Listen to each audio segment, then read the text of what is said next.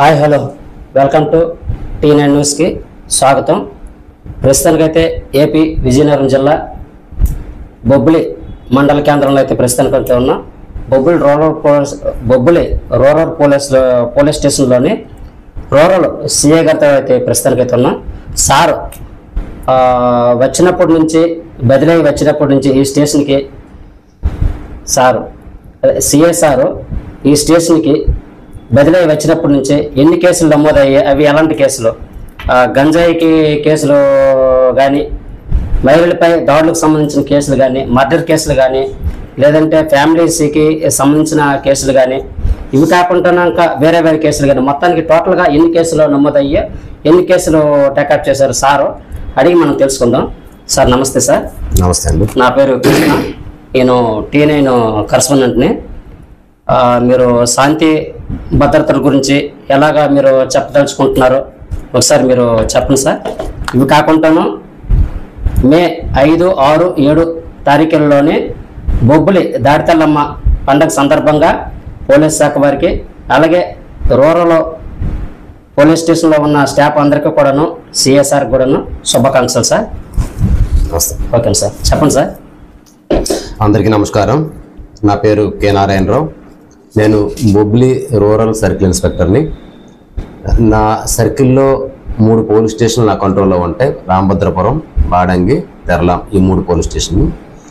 నేను సిఐగా ఆగస్టు 21, 2024 ఇక్కడ జాయిన్ అవ్వడం జరిగింది.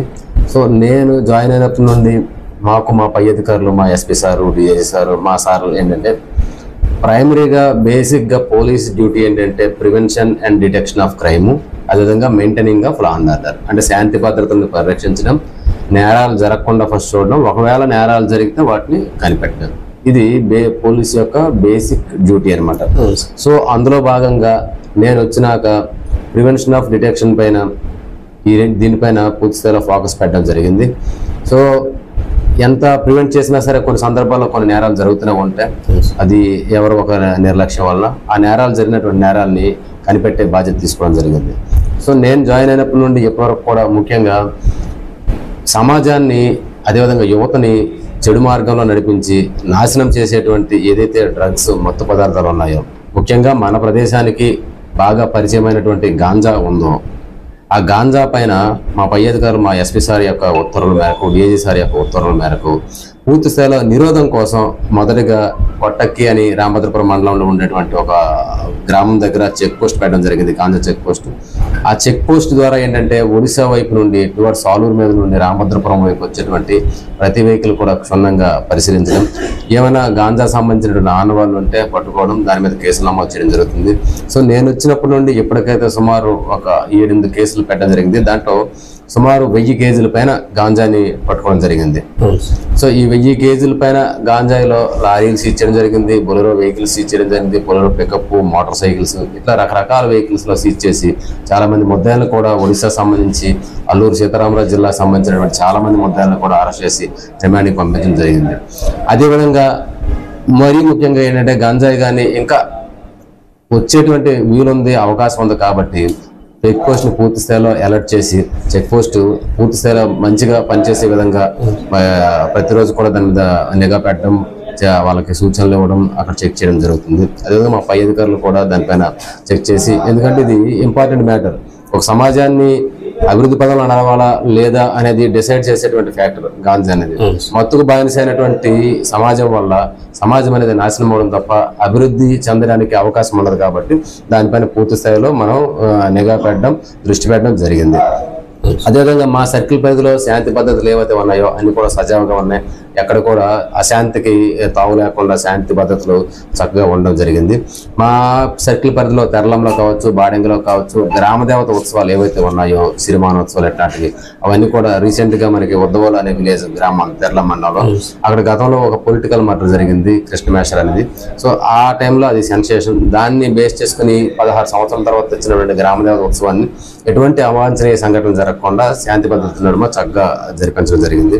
సో అలా ప్రతి దగ్గర కూడా మా సర్కిల్ పరిధిలో శాంతి భద్రతలు అదుపులో ఉండే విధంగా పూర్తి స్థాయిలో సర్కిల్లో ఉన్నటువంటి ఎస్ఐలు అందరినీ కూడా మానిటర్ చేసుకొని అందరూ ప్రజలతో కూడా సత్సంబంధాలు ఏర్పాటు చేసుకొని చక్కగా నడిపించడం జరుగుతుంది. అదేవిధంగా నేను వచ్చిన తర్వాత ఇక్కడ ఈ సర్కిల్లో ఒక మర్డర్ ఫర్ గెయిన్, ఒక మర్డర్, 2 కేసులు నమోదు చేయడం జరిగింది. ఆ 2 కేసుల్లో మర్డర్ ఫర్ గెయిన్ అనేది రామభద్రపురం పోలీస్ స్టేషన్ పరిధిలో కొట్టక్కని విలేజ్ జరిగింది. అందులో ఒక ముస్లిం, ఒక 60 to 65 years ఏజ్ ఉండేటువంటి ఒక ఒంటరి మహిళ ఒక చిన్న ఇంట్లో ఉంటే ఆమె ఇంట్లోకి వెళ్ళి ఆమెని చంపి ఆమె దగ్గర ఉన్నటువంటి బంగారు ఆభరణాలు కొంచెం ఒక 5-6 గ్రాములు, దాంతోపాటు బీరువాలో ఉన్నటువంటి 10,000 రూపాయల క్యాష్ వరకు తీసుకుని వెళ్ళిపోవడం జరిగింది. దాన్ని కూడా టాక్ట్ఫుల్ గా ముద్దాయిల్ని కేసు నమోదు చేసిన వితిన్ తక్కువ టైంలో దాన్ని ముద్దాయిలు కూడా గుర్తించి వాళ్ళని కూడా అరెస్ట్ చేసి రిమాండ్ పంపడం జరిగింది. అదేవిధంగా ప్రాపర్టీ కూడా సీజ్ చేయడం జరిగింది. అదేవిధంగా రెండోది మర్డర్ కేసు అనేది సెన్సేషనల్ మర్డర్ కేసు తెరల మండలం నెమలం అనే గ్రామంలో జరిగింది. సాఫ్ట్వేర్ ఉద్యోగి హత్య అని చెప్పి అప్పట్లో పేపర్లో కూడా రావడం జరిగింది. సో ఆ కేసులో కూడా అది బేసికల్ గా స్టార్టింగ్ లో ఒక వ్యక్తిని చంపేసి ఆ వ్యక్తిని ఆ రోడ్డు పైన అంటే నెమలాం విలేజ్ నుండి ఎంబుర్జువల్స్ వెళ్ళేటువంటి ఆ రోడ్డు పైన పడేయడం జరిగింది. ఎవరు చంపారో తెలియదు. ఆ పక్కన పడేసి డెడ్ బాడీ పక్కనే ఒక మోటార్ సైకిల్ కూడా పడేసి మోటార్ సైకిల్ కూడా డ్యామేజ్ చేయడం జరిగింది. అంటే వాళ్ళ ఉద్దేశం ఏంటంటే యాక్సిడెంట్ జరిగి చనిపోయి ఉండొచ్చు అని మర్డర్ ని యాక్సిడెంట్ గా మార్చాలని ఉద్దేశంతో అలా పెట్టడం జరిగింది. సో స్టార్టింగ్ లో అయితే ముద్దాయి ఎవరో తెలియదు, ఎవరు చంపారో తెలియదు, ఎక్కడున్నా తెలియదు, అసలు ఏమి తెలియదు, బ్లైండ్ కేసు అనమాట. సో అలాంటి కేసును కూడా మనం వితిన్ 20 to 34 hours లో మనం ముద్దాయిల్ని కనిపెట్టడం జరిగింది. ఆ కేసులో కూడా ముద్దాయిల్ని అరెస్ట్ చేసి రిమాండ్కి పంపించడం జరిగింది. వాళ్ళ మీద రౌడీ షీట్లు కూడా ఓపెన్ చేయడం జరిగింది. Okay sir. అది ఇప్పుడు ఈ బొబ్బుల్లోన 5, 6, 7 తారీఖుల్లోన ఈ ఫెస్టివల్ సందర్భంగా అంటే టౌన్ ఆయన కింద ఉన్న